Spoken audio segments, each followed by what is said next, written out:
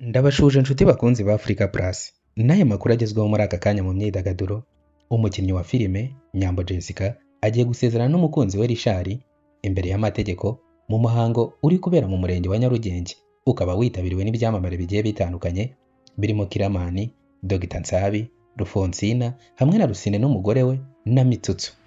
Ibi bibaye nyuma y'uko ikinyamakuru Inyarwanda giherutse kwandika kuri uyu umukinnyi wa filime Nyambo Jessica kigira kiti mu buzima bwa buri munsi hari inkuru z'urukundo zikorwa mu ibanga rikomeye zikamenyekana ari uko ibyabaye bitangiye gusakara.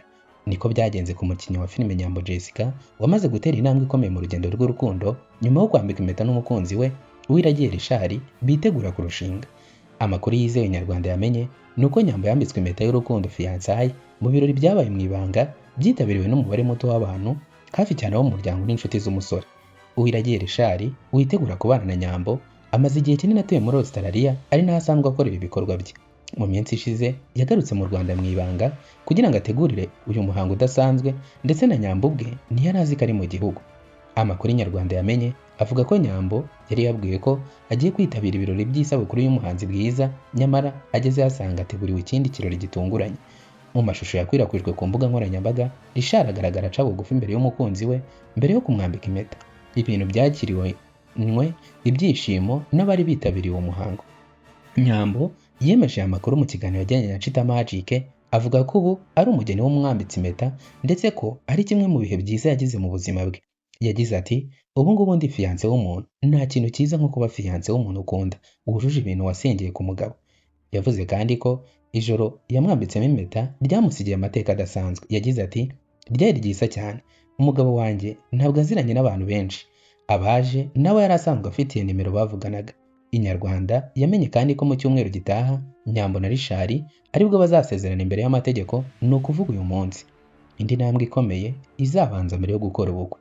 Nubwo ataratangaza igihe ubukwe buzabera, Nyambo yavuze ko mu myiteguro yamaze gutangira nyuma yo kwambika impeta kandi ko igihe nikigera azatumira inshuti n'abakunzi be. Yabigarutseho agira ati gakurikiyeho ubukwe mu gihe ntazi, nzabatumira nimara kubimenya. Mfite amatsiko y'umwana wanjye nzabyara, igihe ntazi nzamubyarira, uriya niwe uzambera umugabo rwose. Uyu mukinnyi wa filime yanagaragaje ko yiteze byinshi ku buzima bw'urugo agiye gutangira, avuga ko afite amatsiko y'icyiciro gishya cy'ubuzima bwe kirimo kubaka umuryango no kurera abana. Yasobanuye kandi impamvu abantu benshi basanzwe ari inshuti ze batabonetse muri ibi birori, avuga ko byakozwe mu buryo bw'ibanga kandi hagatumirwa abantu bake cyane. Nyambo aherutse kubwira ikinyamakuru Inyarwanda ko umusore bakundana ari we Imana yamuhitiyemo, avuga ngo nuwo niwo Imana izavuga ngo Nyambo naguhitiyemo umusore ngo mukomeze mubane kandi muzabana akaramata. Mu gihe ubuzima bwe bwite bukomeje gufata indi ntera, Nyambo Jessica nanone akomeje kwitwara neza mu rugendo rwa sinema. Muri iyi minsi ari mu bakinnyi bagezweho binyuze muri filime Mwene Data ndetse anagaragara muri filime Amaraso yanjye ya Kiramani n'indi mishinga itandukanye ikomeje gukundwa n'abakunzi ba sinema nyarwanda.